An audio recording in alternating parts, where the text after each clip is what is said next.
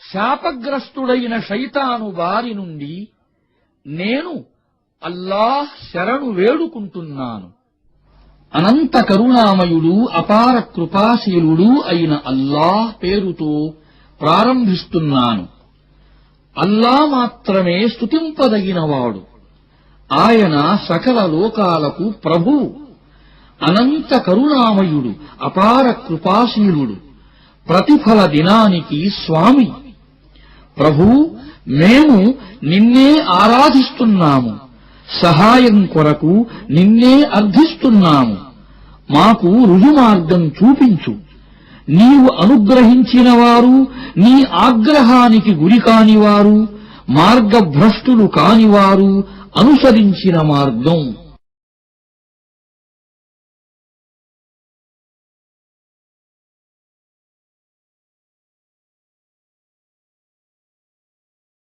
అనంత కరుణామయుడు అపార కృపాశీలుడు అయిన అల్లాహ్ పేరుతో ప్రారంభిస్తున్నాను. అలిఫ్ లామ్ మీమ్. ఇది అల్లాహ్ గ్రంథము. ఇందులో ఏమాత్రం సందేహం లేదు. అల్లాహ్ భీతి కలవారికి ఈ గ్రంథం మార్గదర్శకం. వారు అగోచర విషయాలను విశ్వసిస్తారు, నమాజును స్థాపిస్తారు, మేము ప్రసాదించిన దాని నుండి మా మార్గంలో ఖర్చు చేస్తారు.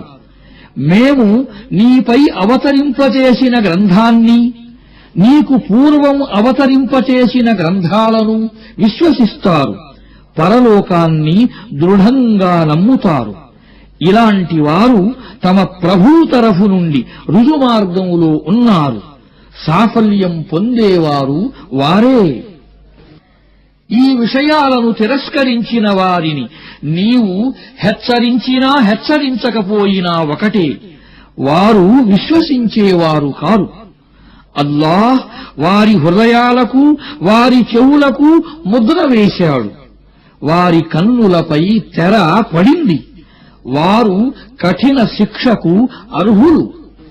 అల్లాను అంతిమ దినాన్ని మేము విశ్వసించాము అని అనేవారు కూడా కొందరు ఉన్నారు.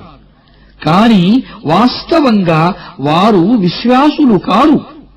అల్లాను, విశ్వాసులను వారు మోసం చేస్తున్నారు.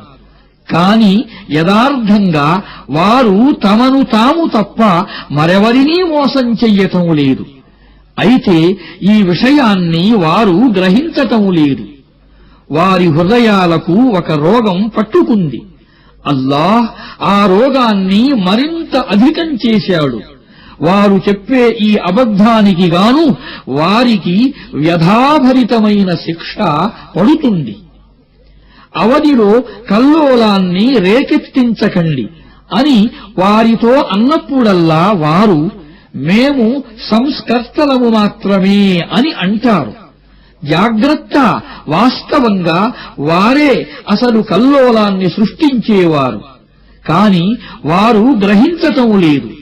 ఇతరులు విశ్వసించిన విధంగానే మీరూ విశ్వసించండి అని వారితో అన్నప్పుడు వారు మూర్ఖులు విశ్వసించిన విధంగా మేము విశ్వసించాలా అని జవాబిస్తారు.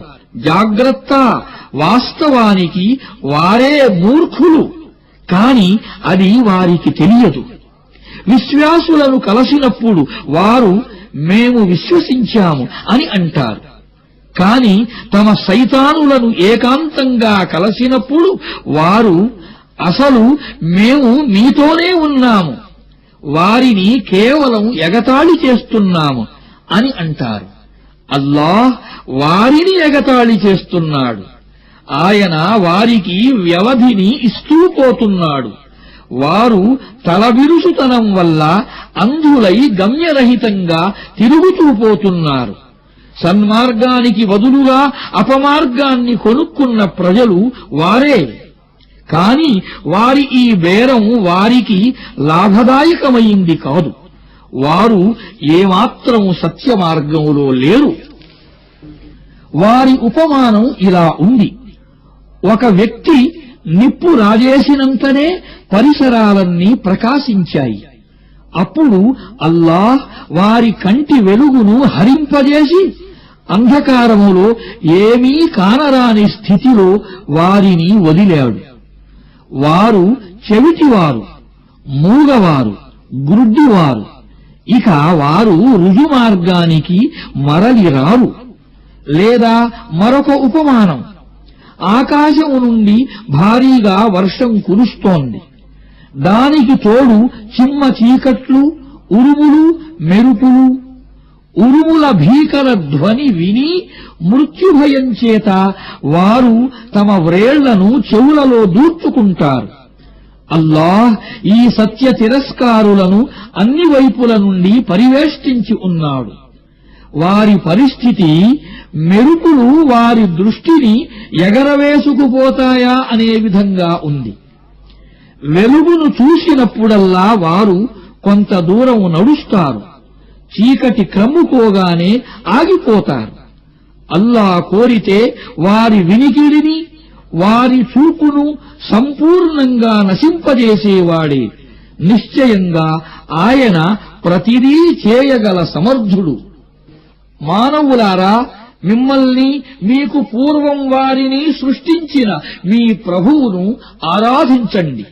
దీని ద్వారానే మిమ్మల్ని మీరు రక్షించుకునే అవకాశం ఉంది. మీ కొరకు భూమిని పాన్పుగాను, ఆకాశాన్ని కప్పుగాను సృష్టించినవాడు, పైనుండి వర్షాన్ని కురిపించి తద్వారా అన్ని రకాల పంటలు పండే ఏర్పాటు చేసి మీకు